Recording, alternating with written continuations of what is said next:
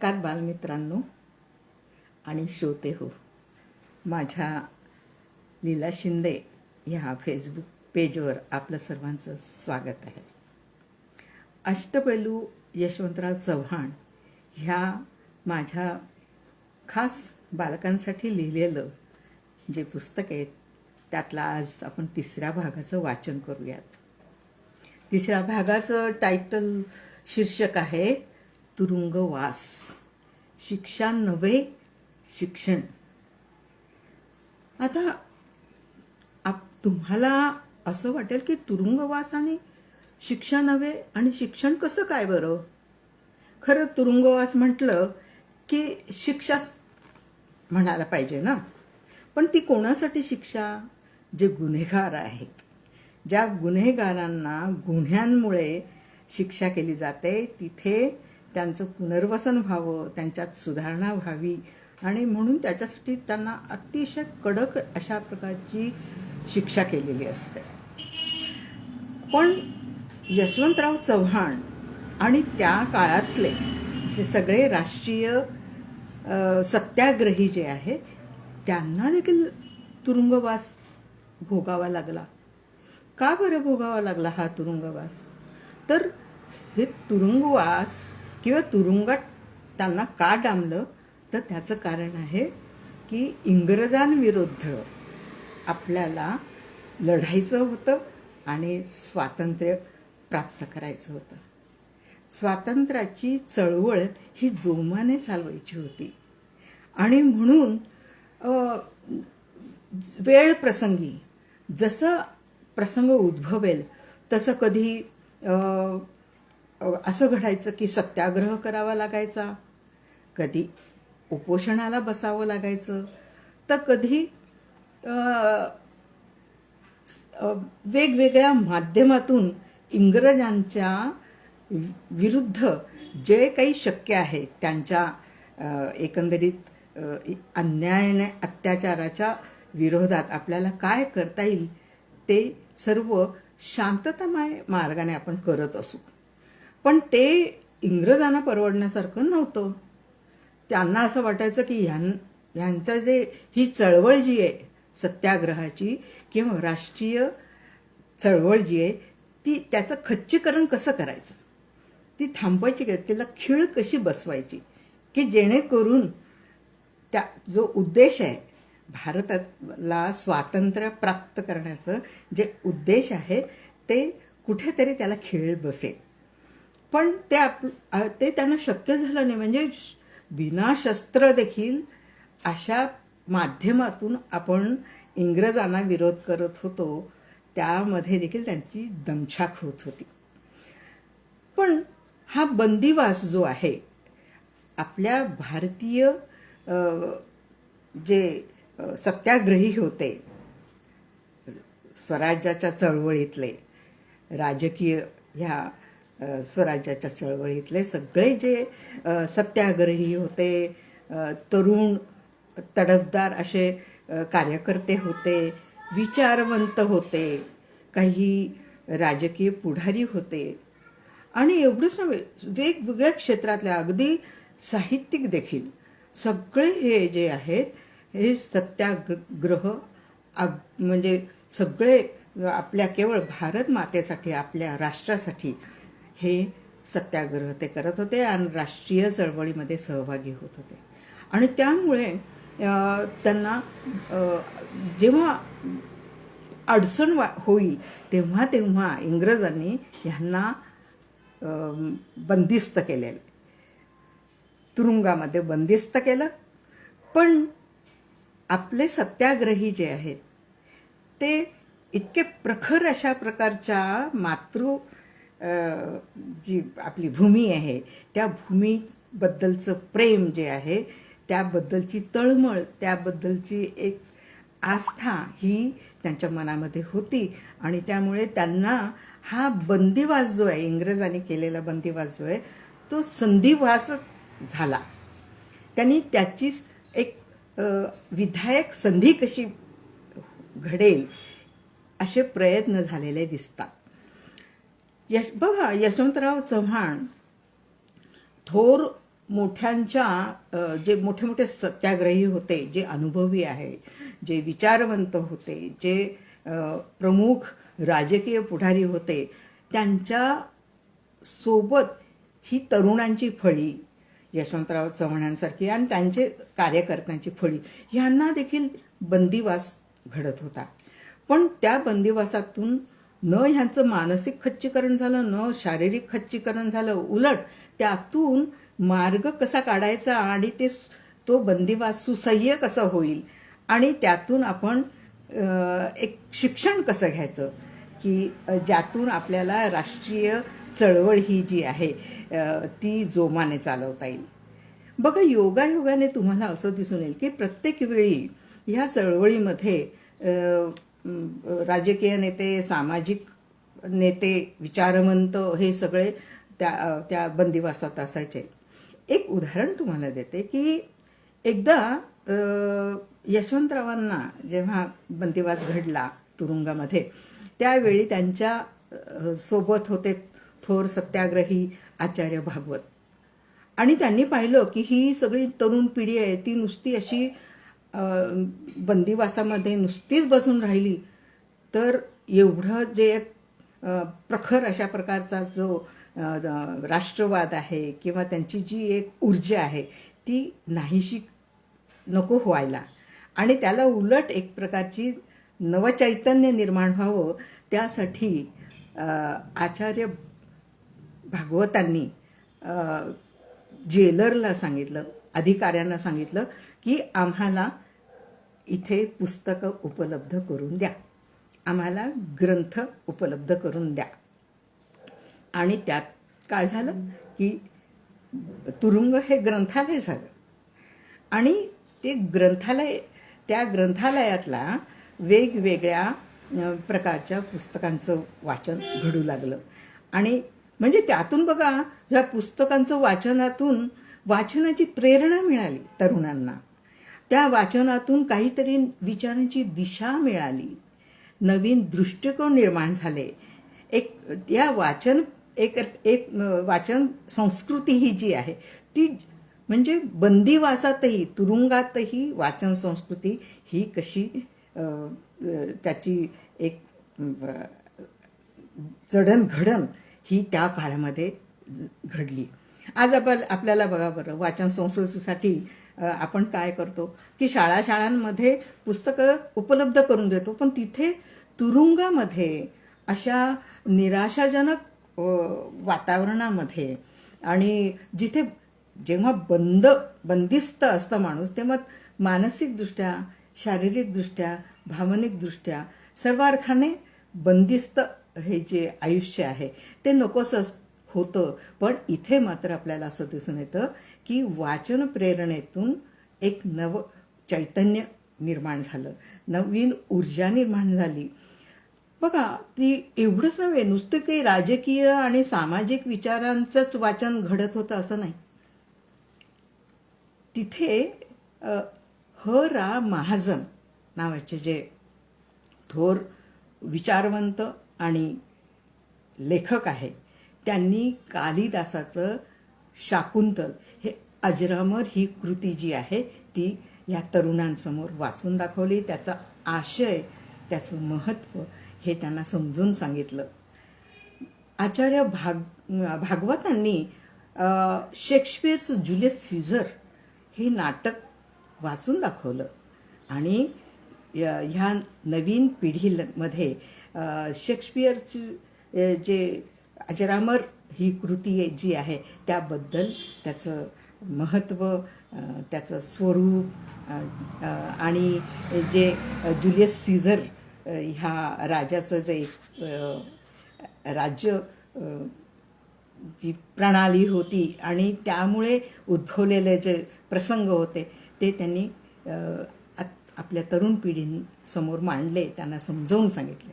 म्हणजे बघा की केवळ राजकीय आणि सामाजिक विचारांचंच तिथे मंथन होत होतं असं नाही, तर ह्या विचारांचं तर मंथन होतच होतं, चिंतनही होत होतं, त्यातून नवीन विचार मांडले जात होते, समजावून घेतले जात होते, समजावून सांगितले जात होते. आणि त्यामुळे काय झालं की त्यामुळे तरुण जे कार्यकर्ते होते त्यांची अभिरुची ही संपन्न होत गेली, त्यांचे विचार स्पष्ट होत गेले, त्यांची समज ही बळावली, समृद्ध झाली आणि एक व्यापक दृष्टिकोन हा त्यांच्यामध्ये निर्माण झाला की जो त्यांच्या व्यक्तिमत्वाच्या जडणघडणीमध्ये अत्यंत मोलाची भूमिका वठवलेली आपल्याला दिसते. म्हणजे हे जे कृतिशील विचारवंत जे आहे त्यांच्या सहवासातून राजकीय, सामाजिक, आर्थिक विचारधारांचा दृष्टिकोनाचा अभ्यास घडला. एवढंच घडलं नाही तर त्यांच्या चर्चेतून त्यांचा विचार, त्याचं चिंतन, त्या विचारांचं मंथन ह्यातून तरुण पिढीला किंवा आदानप्रदान झाल्यामुळे एक प्रकारची विचारांना दिशा मिळाली आणि ती दिशा पक्की झाली की स्वातंत्र्याच्या लढ्यामध्ये नुसतं आपण सत्याग्रह करून चालणार नाही. आपल्याला आपला विचारही स्पष्ट पाहिजे की का आपल्याला स्वातंत्र्य मिळायचं. या स्वातंत्र्याची माध्यम म्हणजे चळवळीची माध्यमं जी आहे तीच का आपल्याला स्वीकारायची आहे, की सत्याग्रह आहे, की अहिंसा हा मार्ग आहे, किंवा उपोषण हा मार्ग आहे, किंवा इतर म्हणजे उपोषणाला बसून त्या समोरच्या आपल्या जो शत्रू आहे इंग्रज ह्याच्या मनावर किंवा त्याच्या एकंदरीत हालचालीवर दडपण कसं निर्माण करायचं हे त्या मागचा हेतू होता आणि उद्देश स्पष्ट होता की आपल्याला स्वातंत्र्य मिळवायचं होतं. बघा म्हणजे तुरुंगामध्ये देखील किती मोलाची महत्त्वाची गोष्ट घडली की ज्या तुरुंगामध्ये आपण कल्पनाच करू शकत नाही अशी गोष्ट त्या स्वातंत्र्याच्या चळवळीच्या कालावधीमध्ये घडली की नवीन पिढीला विचार मंथन करणारे विचार आणि दृष्टिकोन ह्याची प्रेरणा मिळाली आणि ही प्रेरणा पुढे स्वातंत्र्य चळवळीसाठी कामात आलीच आली. परंतु त्याचबरोबरीने यशवंतरावांच्या संदर्भात आपण जर विचार केला तर त्यांची अभिरुची इतकी संपन्न झाली की पुढे आपण पाहिलं की कृष्णाकाठ आणि सह्याद्रीचे वारे आणि इतरही त्यांची जी पुस्तके आहेत ती जर वाचली तर तुम्हाला दिसून येईल की मराठी वाङ्मयाचं उत्कृष्ट नमुना जो आहे तो त्यातून दिसून येतो. तर केवळ राजकीयच विचार नाही तर एक वाङ्मयीन मूल्य जे आहे हे त्यांच्या ह्या ग्रंथांना प्राप्त झालेलं दिसतं. हे कसं घडलं तर त्याची सगळी पार्श्वभूमी ही जी आहे ही ह्या तुरुंगवासात आपल्याला दिसून येते. एवढंच नव्हे तर लोकशाही मूल्य जी आहेत, स्वातंत्र्य म्हणजे काय, समता म्हणजे काय, बंधुता म्हणजे काय, आणि ज्याला आपण म्हणू की ही सगळी मूल्य जी आहे ही मूल्य आपल्याला आपल्या भारताच्या स्वातंत्र्यानंतर भारताची घडी ही स्थिर होण्यासाठी इतक्या विविधतेतून एकता असलेला हा भारत जो आहे त्याला एकजूट करण्यासाठी ही लोकशाही मूल्य ही किती मोलाची आहेत ही तिथे तुरुंगाच्या शाळेमध्ये आणि ग्रंथालयामध्ये हे शिकायला मिळालं. आणि ही तरुण पिढी जी आहे ही शिकली आणि त्यातून आपल्याला एक उत्कृष्ट उदाहरण घ्यायचं म्हटलं तर यशवंतराव चव्हाणांचं आपल्याला दिसून येतं. आज आपण अष्टपैलू यशवंतराव चव्हाण ह्या माझ्या पुस्तकातला तिसरा भाग जो आहे त्याचं आपण वाचन करूया. त्या शीर्षक आहे तुरुंगवास, शिक्षा नव्हे शिक्षण. ऐन मॅट्रिकच्या परीक्षेच्या तयारीच्या काळात यशवंतराव राष्ट्रीय चळवळीत सहभागी झाले. राष्ट्रीय चळवळीतील सहभागामुळे यशवंतरावांना अनेकदा तुरुंगवास घडला. परंतु यशवंतरावांसाठी तुरुंगवास ही केवळ शिक्षा नसून सर्वांगीण शिक्षणाची संधीच ठरली. त्यांनी अजून मॅट्रिकची परीक्षाही दिली नव्हती. औपचारिक शिक्षण पद्धतीतून फार काही शिकायला मिळालं नव्हतं. अशा नेमक्या वेळी यशवंतरावांसाठी तुरुंग हे संस्कार केंद्र ठरलं. शाळेत असताना यशवंतराव हुशार विद्यार्थी होतेच. तसंच निबंध स्पर्धा, वक्तृत्व स्पर्धेतही ते भाग घेत असत. त्या स्पर्धेच्या निमित्तानं त्यांच्यात वाचनाची गोडी आणि वक्तृत्वाची हौस निर्माण झाली. लेखनाची गोडीही निर्माण झाली. गुणी व अभ्यासू विद्यार्थी म्हणून यशवंतरावांची ओळख नवीन निर्माण झाली. तुरुंगवासात असताना यशवंतराव यांना वाचनाची प्रेरणा मिळाली. विचारांना दिशा मिळाली. नवनवीन विचार आणि दृष्टिकोनाची ओळख झाली. आचार्य भागवत यांच्यासारख्या थोर सत्याग्रहींनी तुरुंगातील अधिकाऱ्यांना राजबंद्यांसाठी विविध ग्रंथ उपलब्ध करण्याची व्यवस्था करावी असं सांगितलं. तरुण राजबंद्यांना त्यांनी वाचनासाठी प्रेरित केलं. तरुण विद्यार्थी सत्याग्रहींसाठी यशवंतराव यांनी तुरुंगात शाळेसारखी शाळा सुरू केली. संस्काराची पाठशाळा रोज घडू लागली. ह.रा. महाजनी यांनी कालिदासाचं शाकुंतल, आचार्य भागवत यांनी शेक्सपियरचं ज्युलियस सीझर अशा श्रेष्ठ साहित्य कलाकृती समजावून सांगितल्या. साहित्य कलाकृतीची अभिरुची, भाषा, समज त्यामुळे समृद्ध झाली. आचार्य भागवत हे कट्टर गांधीवादी होते. त्यांनी राजकीय विचारांचे संस्कार घडवले. वाचन, संस्कार, चर्चेतून सत्याग्रही विद्यार्थ्यांचं व्यक्तित्व घडवत होतं. तुरुंग हे यशवंतरावांसाठी ग्रंथालय बनलं आणि ग्रंथ हेच गुरु. थोर सत्याग्रही ह.रा. महाजनी, एस.एम. जोशी, आचार्य भागवत, वि.म. भुस्कुटे यांच्यासारख्या कृतिशील विचारवंतांच्या चर्चेतून रॉयवाद, समाजवाद, मार्क्सवादी विचारांचा अभ्यासपूर्ण ओळख झाली. यशवंतरावांना वाचन आणि चिंतनाचं महत्त्व लक्षात आलं. मित्रमंडळांशी चर्चा करणं, थोरा मोठ्यांचे विचारधन आणि स्वतः केलेल्या वाचन चिंतनातून विचारांना दिशा आणि गती प्राप्त झाली. हा अनुभव काही विरळाच होता.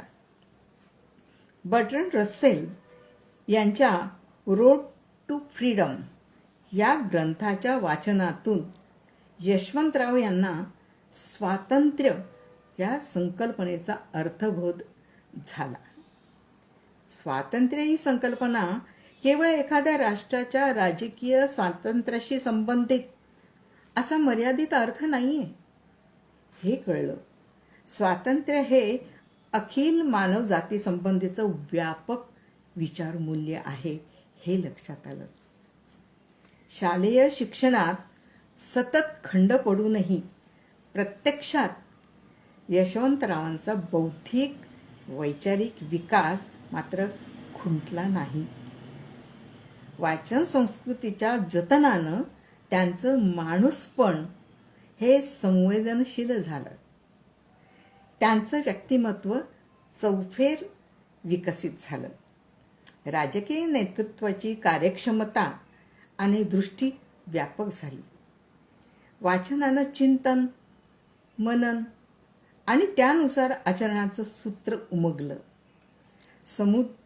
समृद्ध राजकीय नेतृत्व आणि संवेदनशील मनाचा माणूस म्हणून यशवंतरावांना आज समग्र महाराष्ट्र नव्हे तर सारा देश ओळखतो.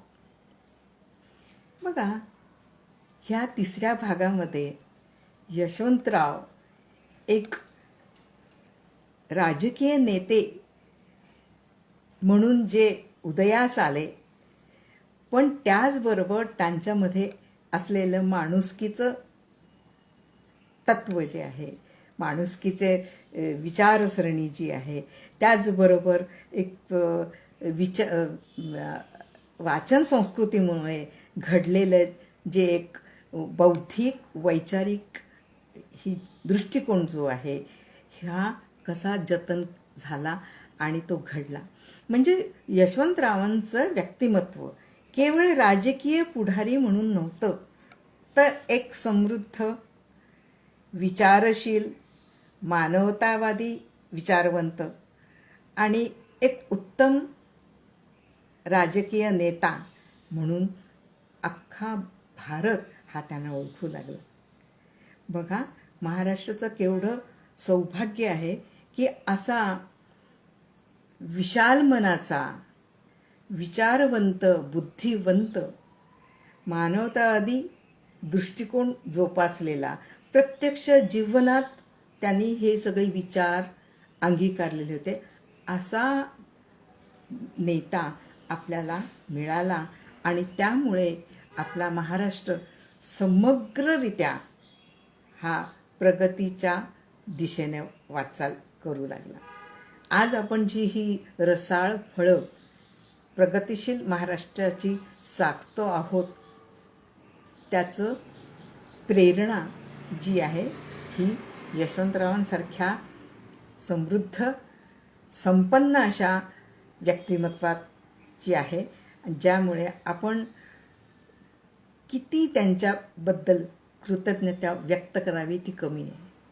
त्यांच्या स्मृतीला आणि त्यांच्या व्यक्तिमत्वाला विनम्र अभिवादन करावं तेवढं कमी आहे. पण केवळ अभिवादन करून आणि त्यांची स्मृती जागी करून चालणार नाही. त्यांनी जे जे काही आपल्या आयुष्यामध्ये केलं, म्हणजे तुरुंगवासात आपल्याला असं आढळून येतं की त्यांना वाचन संस्कृती कशी विकसित झाली, वेगवेगळे विचारसरणी ते त्या कशा जाणून घेतल्या, त्यांची अभिरुची कशी संपन्न झाली, त्यांची भाषा ही किती समृद्ध झाली आणि दृष्टिकोन हा जो आहे तो कसा विकसित झाला आणि तो कसा स्पष्ट झाला. आणि तो त्यांना महाराष्ट्राच्या विकासासाठी, महाराष्ट्राच्या जडणघडणीसाठी तो नेतृत्व करताना तो कसा उपयोगी ठरला, त्याचं आपल्याला महाराष्ट्राच्या या व्यक्तिमत्वातून बघायला मिळतंय. असा हा नेता कसा घडला हे जाणून घेणं हे किती महत्त्वाचं आहे. हे शेवटच्या पॅरेग्राफमधनं आपल्याला लक्षात येतं की त्यांना खऱ्या अर्थाने वाचनाने चिंतन, मनन, त्यानुसार आचरणाचं सूत्र उमगलं. नुसतं चिंतन मनन करून चालत नाही, नुसतं विचार अंगीकारून चालत नाही, तर तो विचार प्रत्यक्षात कसा आणायचा, ज्या विचाराचं प्रत्यक्ष आणून त्यातून समाजाचं प्रबोधन, समाजाचं उत्थान कसं घडावं हे त्यांनी प्रत्यक्ष करून दाखवलं. आणि त्यातून आपल्याला असं लक्षात येतं की समृद्ध राजकीय नेतृत्व, आज सगळ्यांना आपल्याला समजून घ्यायला हवं की समृद्ध राजकीय नेतृत्व कसं असतं आणि कसं असावं. त्याचं आदर्श उदाहरण म्हणजे यशवंतरावजी चव्हाण. म्हणून समृद्ध नेतृत्व आणि संवेदनशील मनाचा हा माणूस, म्हणजे नुसतं समृद्ध नेतृत्व असून चालत नाही, तर संवेदनशील मन असावं लागतं त्या नेत्याचं, तरच खऱ्या अर्थाने त्या विचारांचं जो हेतू आहे किंवा उद्दिष्ट आहे ते सफल होतं. ते आपल्याला महाराष्ट्राच्या रूपाने दिसतंय. आज आपल्याला परत यशवंतरावांच्या ह्या वाटचालीचा उजळणी घ्यायची आहे, ते आपल्याला शिकायचं आहे, ते आत्मसात करायचं आहे. केवळ राजकीय क्षेत्रातलंच नव्हे, तर एक माणूस म्हणून ती व्यक्ती किती मोठी होती. एक लेखक म्हणून ती किती संपन्न होती. एक विचारवंत म्हणून किती व्यापक विशाल दृष्टी होती, की जेणेकरून समाजामध्ये वंचितांसाठी, दलितांसाठी त्यांनी फार मोलाचं कार्य केलं. तर आज आपण तुरुंगवास, शिक्षा नव्हे शिक्षण हा 3रा भाग वाचला. आपल्याला कसा वाटला तुम्ही नक्की मला कळवा. तुम्ही इतकं आवर्जून ऐकता आहात आणि मला प्रतिसाद देत आहात, त्याबद्दल मी मनापासून आपले आभार मानते. उद्या याच वेळी आपण माझ्या या अष्टपैलू यशवंतराव चव्हाण ह्या पुस्तकातला 4था भाग, कृतिशील लोकशाहीचा पाईक, हा भाग आपण वाचूयात. तर चला उद्या भेटूयात 6 वाजता आणि आपण ह्या भागाचं वाचन करूयात. धन्यवाद.